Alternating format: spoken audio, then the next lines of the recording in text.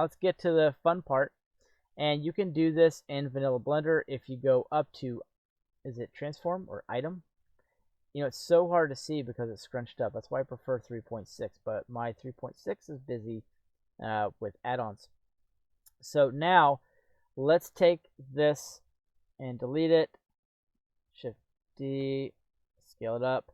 Now this only works if you don't apply the scale, okay? So don't apply the scale.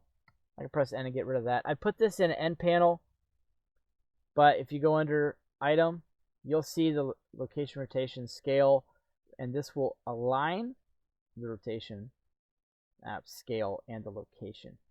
And I think I need another cup of coffee. So anyways, the active object is the one that's going to give the transform. So if you want this object to be small, shift select the small object. And I'll just go for Shift Alt W, which is the pie menu I have to that, and I can align it to the scale. And what it's going to do is it's going to bring that down to the exact size, which is cool. Now let's say I wanted to line these up, but it's not, right? So whichever one you want to line it up to, like this one is going to be the child, this will be the parent effectively. So Shift Alt W, and I would like to see selected to Z. There we go. And so the pie menu works pretty nice. And that's how you do that. Now, if you wanted to bring this one to it and then scale it up or whatever, Shift Alt W, you can align all to active. Then Shift Alt Q, which is, these are my pie menus. These are standard in the Hard Surface Toolbox. I can go to X-ray and kind of see what's going on here, and it's still selected as the child is still the parent. So now, if I want to, wrong pie menu. Now if I want to, I can go ahead and all scale that, and there you go. Now it's the same size. Cool thing. If it's rotated and you're like, oh crud, I really want to rotate that. Well, grab that one that you want to rotate it to, and you can hit Shift Alt W.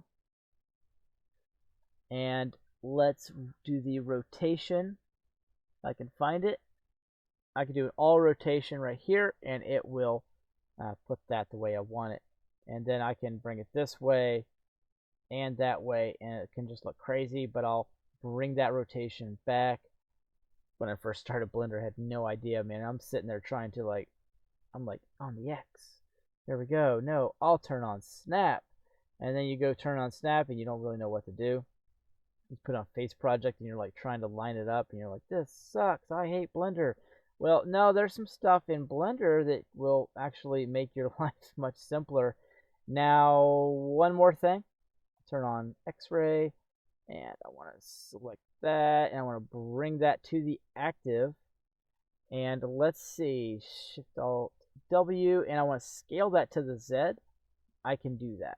And if I want to scale that to the Y, I can scale it to the Y. And that's useful because if you want to grab something and have it absolutely perfect, put it like that. Let's see, turn off X-ray.